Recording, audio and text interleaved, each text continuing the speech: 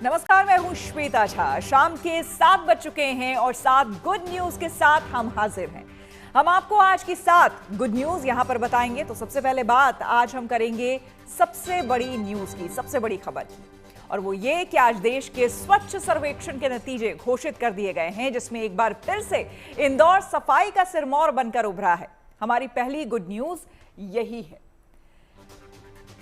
इंदौर नोएडा सबसे स्वच्छ। जी हां, देखिए, इंदौर ने लगातार 8वीं बार देश के सबसे साफ शहरों में होने का गौरव प्राप्त कर लिया है। वहीं 3 लाख से 10 लाख की आबादी वाले शहरों की स्वच्छता सुपर लीग में नोएडा ने बाजी मारी है। टीम कृपया मंच पर पधारें और करतल ध्वनि से बधाई देते हैं।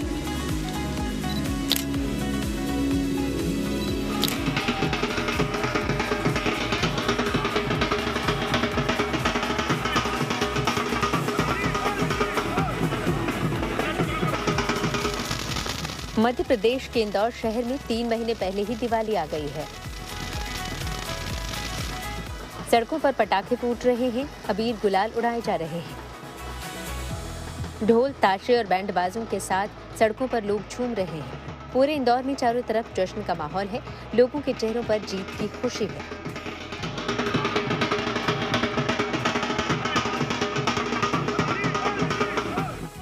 ऐसा इसलिए हो रहा है क्योंकि इंदौर ने एक बार फिर से पूरे देश में सबसे साफ शहर होने का खिताब पाया है। इंदौर ने स्वच्छता सर्वेक्षण में लगातार 8वीं बार सफलता का परचम लहराया है।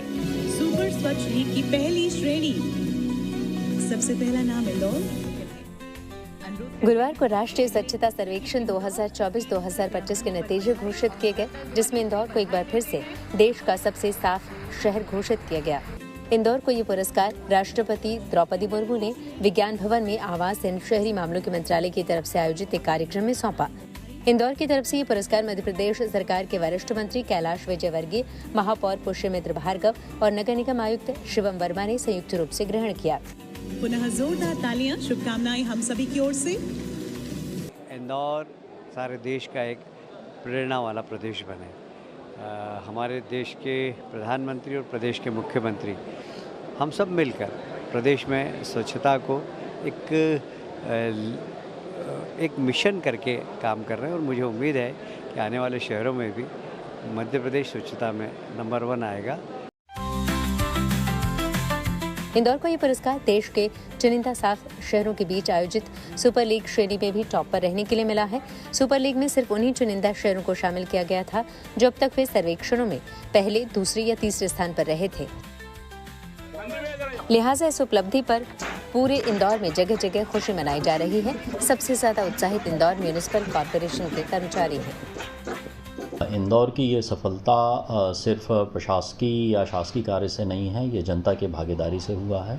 और मुझे पूरा विश्वास है कि इंदौर ने स्वच्छता में जिस तरह से एक अपना ब्रांड नेम विकसित किया है, आने वाले समय में जो इस तरह की दूसरी चीज़ें हैं जो शहर को एक बेहतर रहने योग्य शहर बनाती हैं, चाहे वो बेहतर एयर क्वालिटी हो, चाहे वो जीरो साउंड पोल्यूशन हो, चाहे वो यहाँ पर रहने के लिए जो एक दूसरे के प्रति सद्भावना है, उसमें भी हम लोग बेहतरी लाने का प्रयास करेंगे।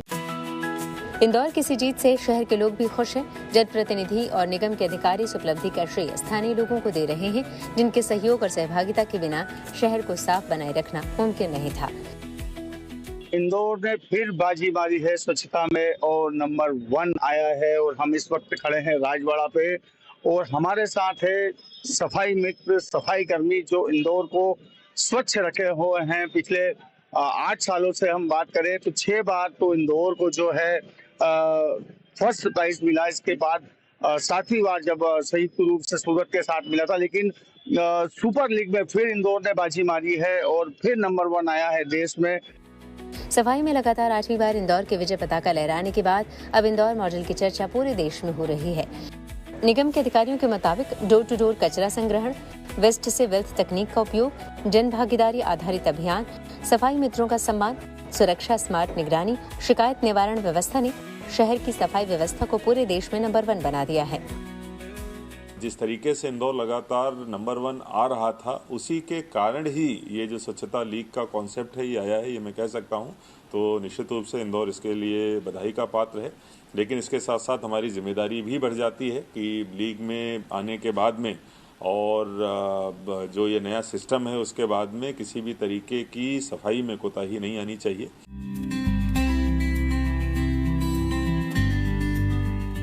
स्वच्छ शहरों के परिणामों के मुताबिक देश के स्वच्छ शहरों में पहले नंबर पर इंदौर, दूसरे नंबर पर छत्तीसगढ़ का अंबिकापुर और तीसरे नंबर पर कर्नाटक का मैसूर है। 10 लाख से ज्यादा आबादी वाले बड़े शहरों में अहमदाबाद पहले नंबर पर, भोपाल दूसरे नंबर पर और लखनऊ तीसरे नंबर पर मौजूद है। पिछले वर्षों में स्वच्छता के दृष्टि से कहीं स्थान नहीं रखता था, कोई उसका स्थान नहीं होता, कोई बात भी नहीं करता था।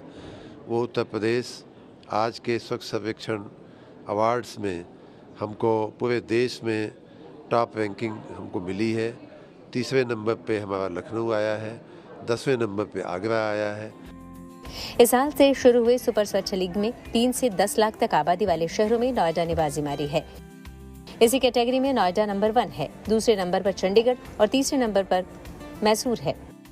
एक कंपटीशन जैसी भावना हम लोगों ने जगाने की कोशिश किया है कि हर नगर एक दूसरे से compete करे कि कौन 5वें नंबर पे है, कौन चौथे नंबर पे है, कौन तीसरे नंबर पे है।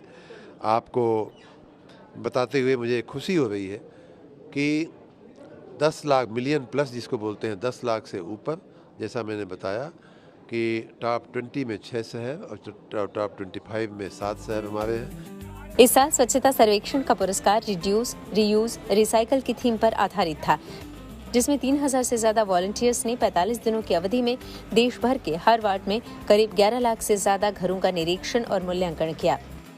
फर्स्ट सेकंड थर्ड करके कुल मिलाकर के मैक्सिमम 15 ही प्राइज दिए जा रहे थे, लेकिन ये 15 प्राइज 4-5,000 सिटीज़ को अगर देखा जाए तो ये कुल मिलाकर के 1% भी नहीं है, आधा % भी नहीं है, तो 0.3%। तो आखिर प्रतियोगिता में कुछ ना कुछ लोगों को और उत्साह मिले। बहुत से लोगों ने ये कहना शुरू कर दिया कि हमारा तो फर्स्ट सेकंड थर्ड में कभी नंबर आ ही नहीं सकता। उसी में से फिर हमने बाकी लोगों को एक विचार किया कि आखिर जो फर्स्ट सेकंड थर्ड आए हैं वो एक कॉमन लीग में रहेंगे, ताकि वो फिर अपना एक अलग से ग्रुप में उनका एक कंपटीशन बाद में कराएंगे। इंदौर ने एक बार फिर से पूरे देश को बता दिया कि वो सफाई का सिकंदर है। इंदौर से धर्मेंद्र शर्मा के साथ bureau report, good news today. बढ़ेंगे आगे और बता दें आपको, शिवाजी महाराज की विरासत के प्रतीक रहे किले अब दुनिया की धरोहरों की सूची में शामिल हो गए हैं। यूनेस्को ने शिवाजी के 12 किलों को वर्ल्ड हेरिटेज में शामिल किया है। ऐसे में हमारी जो दूसरी गुड न्यूज है वो यही कि शिवाजी के शौर्य प्रतीक दुनिया की धरोहर, जी हाँ देखिए, शिवाजी के किलों के वर्ल्ड हेरिटेज में शामिल होने के बाद पूरे महाराष्ट्र में एक तरह से खुशी का माहौल देखा जा रहा है। उन लोगों में खास करके जहां पर ये किले मौजूद हैं, यूनेस्को की लिस्ट में शामिल होने के बाद इन इलाकों में पर्यटन बढ़ने की संभावना है।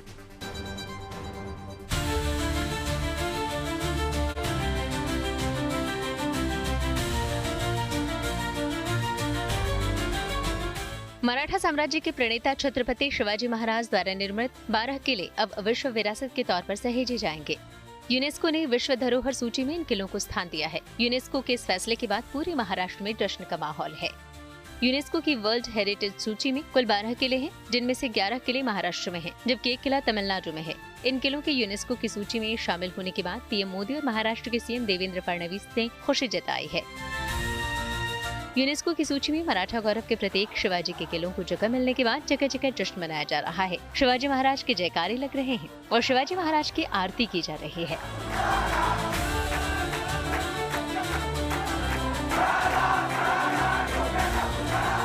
हम सबके लिए बहुत गर्व की बात है। छत्रपति शिवाजी ने जिस प्रकार से देश में स्वराज्य का, सुराज्य का, देश की एकता और अखंडता के लिए संघर्ष का, समावेशी विकास का और हर एक व्यक्ति को अंतिम छोर तक सम्मान देने का काम किया, हम सबको बहुत आज गौरवान्वित महसूस होता है। दरअसल 17वीं से 19वीं सदी के बीच बने ये किले मराठा साम्राज्य की सैन्य कुशलता, रणनीतिक दूरदर्शिता और वास्तुकला की उत्कृष्टता के प्रतीक हैं। इन किलों के नाम हैं सालहेर किला, शिवनेरी किला, लोहागढ़, खंडेरी किला, रायगढ़, राजगढ़, प्रतापगढ़, सुवर्ण दुर्ग, पन्हाला किला, विजय दुर्ग और सिंधु दुर्ग। इसके अलावा 12वां किला तमिलनाडु का जिंजी किला है। इन किलों के वैश्विक धरोहरों की सूची में शामिल हो जाने के बाद न केवल इन किलों को देखने आने वाले पर्यटकों में इजाफा होगा, बल्कि इससे स्थानीय लोगों को रोजगार मिलने से उनकी आर्थिक स्थिति भी सुधरेगी। लिहाजा किलों के आसपास रहने वाले लोग यूनेस्को की इस घोषणा से बेहद उत्साहित हैं। महाराष्ट्र के कोल्हापुर शहर से करीब 20 किलोमीटर दूर पन्हाला का ये वही किला है जो विश्व धरोहरों की सूची में शामिल किया गया है। इसका निर्माण 800 वर्ष पहले 1178 से 1209 के बीच शिलाहार शासक भोज द्वितीय ने करवाया था, लेकिन 1659 में जब आदिल शाही का कमांडर अफजल खान शिवाजी के हाथों मारा गया तो शिवाजी महाराज ने इस किले को बीजापुर से अपने अधीन ले लिया। लेकिन इस किले के आधिपत्य को लेकर बीजापुर सल्तनत से शिवाजी की लड़ाई जारी रही। 1673 ईस्वी में इस पर शिवाजी महाराज का अधिकार हो गया। कहा जाता है कि शिवाजी पन्हाला किले में सबसे अधिक समय तक रहे थे। जब शिवाजी का शासन शीर्ष पर था तो इस किले में 15,000 घोड़े और 20,000 सैनिक रहा करते थे। ये जो पन्हा फोर्ट है, पन्हा फोर्ट छत्रपति शिवाजी महाराज ने जीता था, अफजल खान को मार के। अब जब 10 नवंबर 1659 को प्रतापगढ़ के नीचे उसे मार दिया था। उसके बाद तुरंत 18 दिन यानी 28 नवंबर 1659 को किला जीता था। छत्रपति शिवाजी महाराज किले पे आए थे। उस वक्त इसी किले को सिद्धिदेव ने 40,000 फौज से घेर लिया था। शिवाजी महाराज 4 या 4.25 महीने इस किले पे अटक गए थे। उस वक्त शिवाजी महाराज यहाँ का जाने का रीजन था, जो हम यहाँ का अनाज का गोडाउन है, वहाँ का अनाज खत्म हो गया था, उसकी वजह से हो गए थे। उन्होंने अपने जैसे दिखने वाला एक डमी शिवाजी यानी उनके जैसे दिखने वाला एक आदमी था शिवाकाशी, उनको तैयार किया था। उनको सिद्धिदेव के पास भेज के शिवाजी महाराज यहाँ से निकल गए थे। शिवनेरी किला शिवाजी महाराज की जन्मस्थली है, जो पुणे के पास जुन्नर में स्थित है। ये किला माता जीजाबाई और युवा शिवाजी के शुरुआती वर्षों का साक्षी रहा है। इसी किले में शिवाजी ने हिंदवी साम्राज्य की स्थापना का सपना देखा था। इसका निर्माण 17वीं शताब्दी में हुआ था और ये मराठा साम्राज्य के लिए एक महत्वपूर्ण गढ़ था। इसकी रणनीतिक स्थिति और मजबूत संरचना ने इसे मुगल हमलों से सुरक्षित रखा। वर्ल्ड हेरिटेज यूनेस्को के लिस्ट में महाराष्ट्र के पूरे 12 छत्रपति शिवाजी महाराज के गढ़ किले आने से पूरे महाराष्ट्र में शिव प्रेमी में आनंद पसरा है। इसमें ही सतारा जिला के छत्रपति शिवाजी महाराज का किले प्रतापगढ़, जो अफजल खान वध से पूरे देश से पूरे अंतर्राष्ट्रीय इतिहास में इस घटना की नोंद हुई है। ऐसे किले प्रतापगढ़ को यूनेस्को के इस लिस्ट में आने से यहाँ के शिव प्रेमी में आनंद बस रहा है। प्रतापगढ़ में शिवाजी महाराज की युद्ध नीति, कूटनीति और अद्भुत बल का उद्घोष करता ये किला सैलानियों को इतिहास की उस घटना से परिचय करवाता है जिससे छत्रपति सबसे ज्यादा चर्चित हुए। 10 नवंबर 1659 को इसी किले की जमीन पर शिवाजी और आदिल शाही कमांडर अफजल खान की भिड़ंत हुई थी। दोस्ती का न्योता देकर दुश्मनी करने की भूल करने वाले अफजल खान को इसी किले में शिवाजी ने बगनक से मार गिराया था। इसी किले पर शिवाजी की चतुराई ने दुश्मनों के बीच उनके दबदबे और खौफ को कई गुना बढ़ा दिया। हेरिटेज में जो 12 किले का जो सौभाग्य हुआ है अभी, उनमें से प्रतापगढ़ ये महाराष्ट्र का सबसे पहले बना हुआ किला है सर। जो छत्रपति शिवाजी महाराज ने किला बनाने के लिए स्टार्ट किया, उनमें से प्रतापगढ़ फर्स्ट किला है जो उन्होंने कंस्ट्रक्शन किया हुआ है। तो हमें बहुत खुशी है सर कि हमारा प्रतापगढ़ और महाराष्ट्र के 11 किले आज जागतिक इंटरनेशनल लेवल में इनका कीर्ति, इनका नामोनिशान आज बढ़ गया है। पूरे दुनिया में किले प्रतापगढ़ का नाम गया। हम यहाँ के रहने वाले हैं, ग्रामस्थ यहाँ के, तो हमको बहुत अभिमान लगता है कि हम हमारे किले प्रतापगढ़ का और महाराष्ट्र के 11 किले का यूनेस्को में आ गया, तो इसका फ़ायदा आने वाली पीढ़ी को, आने वाले जनरेशन को बहुत होने वाला है। मराठा साम्राज्य के गौरव के प्रतीक इन किलों के विश्व धरोहरों की सूची में शामिल किए जाने के बाद यहाँ पर्यटकों की तादाद तेजी से बढ़ेगी। कोल्हापुर से दीपक सूर्यवंशी और पुणे से रायचंद्र शिंदे के साथ bureau report, good news today. और चलिए अब आपको नोएडा के एक सरकारी स्कूल में लिए चलते हैं, जहां पर पर्यावरण संरक्षण की दिशा में एक अनोखा कदम उठाया गया है। यहां ऐसा क्लासरूम तैयार किया गया है जो कि पूरी तरह से इको फ्रेंडली है। और हैरानी की बात यह है कि इसे गन्ने के वेस्ट से बनाया गया है। इसलिए हमारी तीसरी गुड न्यूज़ यही है, और वो ये कि गन्ने के वेस्ट से क्लासरूम। जी हाँ, ये अनोखा क्लासरूम बच्चों को सिर्फ पढ़ाई ही नहीं बल्कि प्रकृति से जुड़ना भी सिखा रहा है। यहाँ गन्ने के वेस्ट से एक स्कूल का क्लासरूम खड़ा कर दिया गया है। कहा जा रहा है कि ये अपनी तरह का देश का ही नहीं बल्कि दुनिया का पहला क्लासरूम है। इसे नोएडा सेक्टर 91 स्थित पंचशील बालक इंटर कॉलेज में बनाया गया है। दावा किया गया है कि ये क्लासरूम भूकंप, प्रदूषण, सर्दी, गर्मी और बरसात से बचा सकता है। इसमें करीब गन्ने के कचरे से बनी 3500 ईंटें इस्तेमाल की गई हैं। ये सस्टेनेबिलिटी का एक उत्कृष्ट उदाहरण है। अगर ये ट्रायल में सफल होता है तो ऐसे और भी क्लासरूम्स बनाए जा सकते हैं। पर्यावरण की सुरक्षा में मील का पत्थर साबित होने वाले इस प्रोजेक्ट के बारे में बता रहे हैं हमारे संवाददाता मनीष चौरसिया। नोएडा में ये क्लासरूम दुनिया का पहला ऐसा कंस्ट्रक्शन है जो गन्ने के वेस्ट से तैयार किया गया है। गन्ने का वेस्ट यानी कि जूस निकालने के बाद उसका जो बुरादा बचता है उससे ईंट बनाई गई, ब्लॉक बनाई गई और उन ब्लॉक से इस क्लासरूम को तैयार किया गया है। ये दुनिया का पहला ऐसा कंस्ट्रक्शन बन गया है जो कि शुगर केन यानी कि गन्ने के वेस्ट से तैयार किया गया है। कैसे बनाया गया है इसका पूरा प्रोसेस आपको इस क्लासरूम के बाहर ही लगे इस छोटे से पोस्टर को देखकर समझ में आ जाएगा। कि देखिए जो गन्ना होता है उसका जो वेस्ट है, बुरादा है, उस बुरादे से ये छोटे छोटे ब्लॉक्स तैयार किए गए, ये जो हम देख रहे हैं, और फिर इन्हीं ब्लॉक्स के ज़रिए ये पूरा क्लासरूम तैयार किया गया, ये कमरा तैयार किया गया। अब आप देखिए कि इसका फ़ायदा क्या है। दरअसल गन्ने के ब्लॉक से बने इस रूम का जो टेम्परेचर है वो बाहर के टेम्परेचर से हमेशा काफ़ी अलग होगा। अगर गर्मी है तो अंदर टेम्परेचर कम होगा, बाहर ज़्यादा होगा। अगर सर्दी है तो बाहर टेम्परेचर कम होगा, अंदर टेम्परेचर ज़्यादा होगा।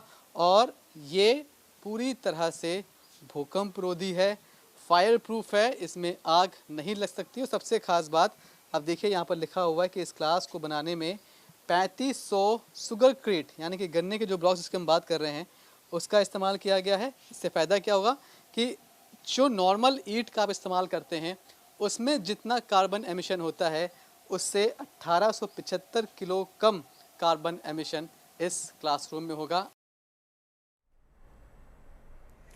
और महज 6 रुपए में किसी की तकदीर बदल सकती है। जी हाँ, ऐसा किसी फिल्म में तो हो सकता है लेकिन वास्तविकता में ऐसा होना थोड़ा मुश्किल है। लेकिन हम आज आपको एक ऐसी कहानी सुनाने जा रहे हैं जिसमें हकीकत में किसी की किस्मत बदल गई है। हमारी चौथी गुड न्यूज़ दरअसल वही है और हमारी गुड न्यूज़ है कि 6 रुपए में बदल दी किस्मत। पंजाब में 6 रुपए में एक व्यक्ति हकीकत में करोड़पति बन गया है। पंजाब के फिरोजपुर में एक मजदूर ने 6 रुपए में लॉटरी का टिकट खरीदा। जसमेल सिंह टिकट खरीदकर वापस आ गया। थोड़ी ही देर में उसको लॉटरी वाले का फोन आया कि उसको 1 करोड़ की लॉटरी लग गई है। चंद पलों में फर्श से अर्श पर पहुंचने वाले जसमेल की खुशी का ठिकाना नहीं रहा और उसके बाद जश्न शुरू हो गया। करोड़पति बन चुके जसमेल सिंह अब इन पैसों से अपने बच्चों का भविष्य बनाएंगे।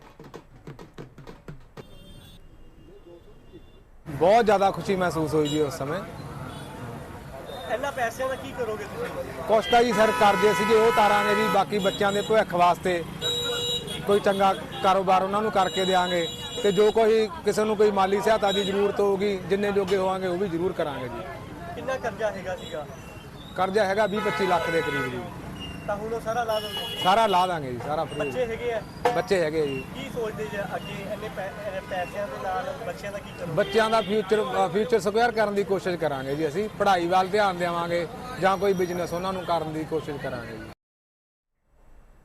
रातों रात करोड़पति बनने की इस खुशी में जसमेल की पत्नी वीरपाल कौर भी शामिल हुई, जिनके लिए जिंदगी में पहली बार जब इतनी बड़ी खुशी आई तो वो भी अपने तीनों बच्चों को अच्छा जीवन देने की बात करती नजर आई।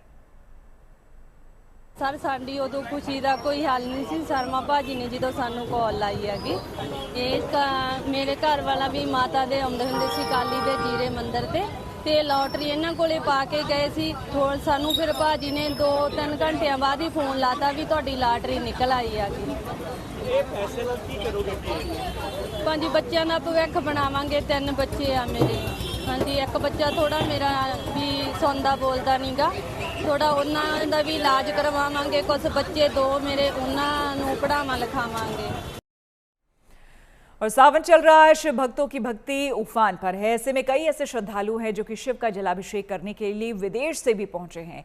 इसी से जुड़ी हमारी अगली यानी कि 5वीं गुड न्यूज़ है और वो ये है कि दुबई टू बागपत भक्ति का पथ।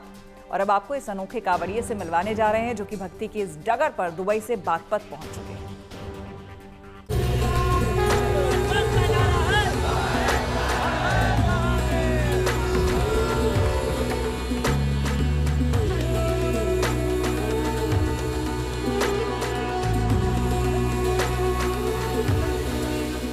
ये केवल कांवड़ यात्रा नहीं बल्कि आस्था का महासागर है।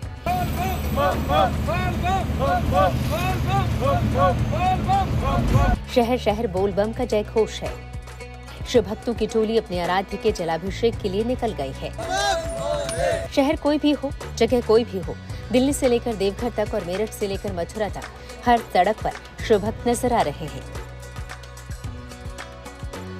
कोई नंगे पैर तो कोई केसरिया झंडा लेकर तो कोई डाक कांवड़ लेकर अपनी यात्रा में जुटा है। हजारों किलोमीटर का सफर, लेकिन चेहरे पर थकान नहीं, सिर्फ भक्ति का उल्लास है। कोई ऑफिस की छुट्टी लेकर तो कहीं अपना काम छोड़कर भोले की भक्ति में जुटा है।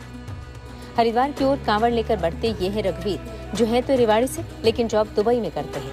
मौका भोले की भक्ति का, तो रघुवीर ने नौकरी से छुट्टी ली और वतन वापसी करके कांवड़ उठाई और महादेव की डगर पर निकल गए। दुबई में काम करता हूँ। स्पेशल सावन के महीने में आया हूँ कावड़ लेने के लिए। कावड़ लेके आ रहा हूँ। कावड़ लेने के बाद चढ़ाते गंगाजल दुबई जाऊँगा मैं। और सबसे बढ़िया योगी जी, मोदी जी ने बहुत सहयोग किया है। देखो, हिंदुओं के लिए हर लाइट, रोड के ऊपर माइक, सुविधा खाने पीने की हर जगह, पूरा शिविर बढ़िया एकदम। हरिद्वार से चले थे कि यहाँ तक पता ही नहीं चला। घर जैसा काम है भाई साहब, हर चीज़ की सुविधा है। कांवड़ियों के लिए पुलिस प्रशासन की ओर से जगह जगह सुविधा और व्यवस्था को लेकर पूरे इंतजाम किए गए हैं। कांवड़ियों को किसी तरह की कोई दिक्कत न हो, इसके लिए सड़कों पर पुलिस टीम तैनात है। कहीं कांवड़ियों पर फूल बरसाकर स्वागत किया जा रहा है तो कहीं पुलिस कांवड़ मार्ग पर सुरक्षा की जिम्मेदारी के साथ साथ सहानुभूति और सेवा की मिसाल बन रही है। ये तस्वीरें हापुड़ की हैं, जहां पुलिस कांवड़ियों के जख्मों पर मरहम लगाती नजर आई। किसी ने कांवड़ियों के पैरों पर पट्टी बांधी तो किसी ने कांवड़ियों को पानी पिलाया। इन तस्वीरों से साफ है कि दिन रात तैनात ये पुलिसकर्मी न सिर्फ कांवड़ियों को सुरक्षा दे रहे हैं बल्कि शिव भक्तों की मदद भी कर रहे हैं। आस्था की डगर पर भक्ति की अनोखी तस्वीर देखने के लिए मिल रही है। ये बिहार का मुंगेर है, जहां शिव भक्त सुल्तानगंज से गंगाजल भरकर 105 किलोमीटर दूर बाबा धाम के लिए निकले हैं। हाथों में 54 फीट का कांवड़ लेकर भोलेनाथ का जय घोष करते हुए आगे बढ़ रहे हैं। 54 फीट का कांवड़ है। 54 घंटा में जल बाबा को चढ़ाते हैं। जो मूर्तियां लगी हुई है वो चांदी की है। गणेश जी हो गया, छतरी है, मंदिर का गुंबज है, हाथी है। हाथी उसी में तो मिश्र करके बनाया गया, चांदी का परसेंटेज उसमें कम है। बाकी बहुत सा चांदी का सामान लगा हुआ है। इस बार ये कांवड़ में चांदी का सामान लगा है और लोग हर्षोल्लास के लेके 400-500 सी भक्त लेके बाबा की नगरी को जाते हैं। आस्था की इस राह पर कोई भारी कांवड़ उठाकर चल रहा है तो किसी ने शिव को दंडवत प्रणाम करते हुए बाबा के दर पर पहुंचने का प्रण लिया है। आस्था और विश्वास की ऐसी तस्वीरें हरिद्वार में भी देखने के लिए मिल रही हैं, जहां रंग बिरंगे कांवड़ रात में चकमकाते नजर आ रहे हैं तो कहीं कांवड़िए भोले की भक्ति में नाचते गाते आगे बढ़ रहे हैं। सावन के महीने में शिव भक्ति की अनूठी छटा देखने के लिए मिल रही है। हर तरफ कांवड़ियों की रौनक है, मानो हरिद्वार में कांवड़ मेले लगा हो। बड़ी संख्या में कांवड़िए हरिद्वार से गंगाजल लेकर अपने अपने शिवालयों के लिए रवाना हो रहे हैं। पैदल कांवड़ और कलश कांवड़ियों का बड़ी संख्या में जाना जारी है। इस बीच श्री राम मंदिर की कांवड़, केदारनाथ मंदिर की कांवड़, शिव पार्वती की कांवड़ आकर्षक का केंद्र बनी हुई है। कांवड़ और झांकियों को देखने के लिए बड़ी संख्या में लोगों की भीड़ उमड़ रही है।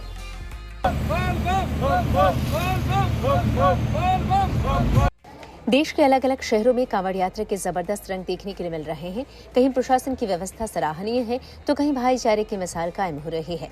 प्रशासन भी इस आस्था की परीक्षा में पूरी तरह तैयार है।